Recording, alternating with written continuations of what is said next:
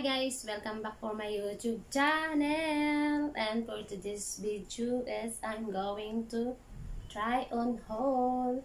Pero bago po yan, mag-intro muna tayo!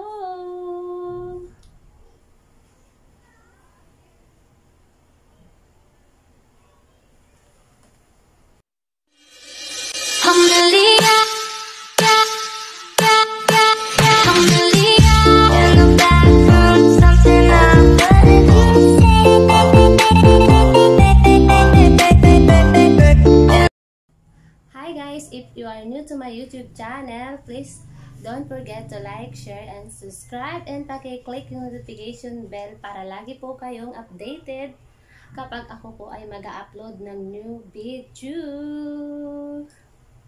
So start na tayo guys. So ito pala guys yung ating ita-try on haul. So bali in-order ko siya sa isang online shop. So 2 pieces to guys, 2 pieces. Ito guys ay mga slip dress. So ayan. So ito yung una. Ay, hindi pala ito. So ito yung una natin ita-try on haul guys.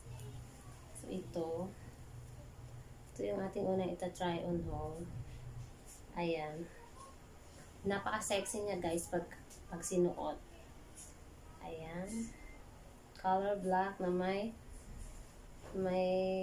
color blue na butterfly. So hindi naman siya, may pagka-citro lang siya konti. May pagka-citro siya pero ay yung sa likod pala citro naman yung nasa likuran. Ayan.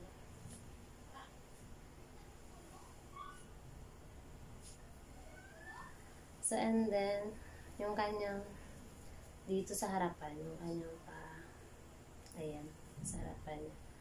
Ay, may pagka-citro siya ng konti, ayan. So, nagustuhan ko ito guys, kasi maganda yung design niya, ayan. Maganda yung design niya, pagkaka-design niya. And then, may hiwa siya dito sa gitna, ayan. Meron siyang slit dito sa gitna, ayan. Ayan. Napakaganda niya guys. So, pag sinuot to guys, napaka-sexy. Ito yung sa likuran niya guys. Ito yung nasa likuran niya. And then ito yung nasa harapan niya. So ito guys yung pangalawa.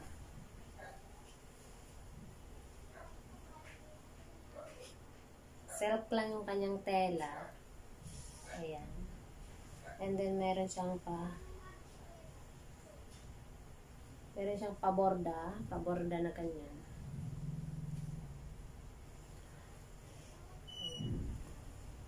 And then, adjustable naman yung kanyang, ano bang tawag dito?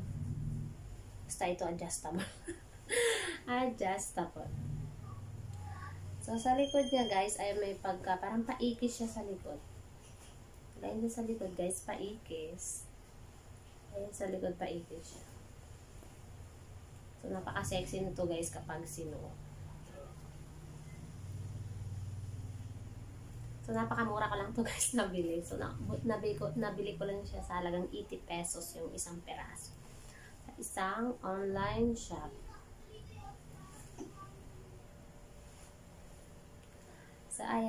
So, ayan guys, ito yung dalawang ating ita-try on haul. So, sana magustuhan nyo. So, keep on watching.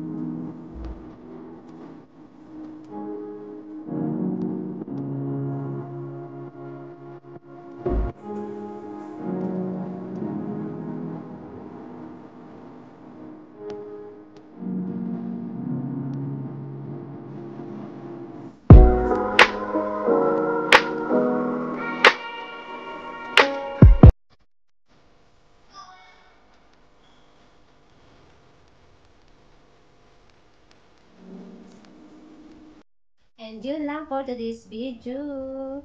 If you are new to my YouTube channel, please don't forget to like, share, and subscribe, and pakiclick yung notification bell para lagi po kayong updated kapag ako po ay mag-upload ng new video.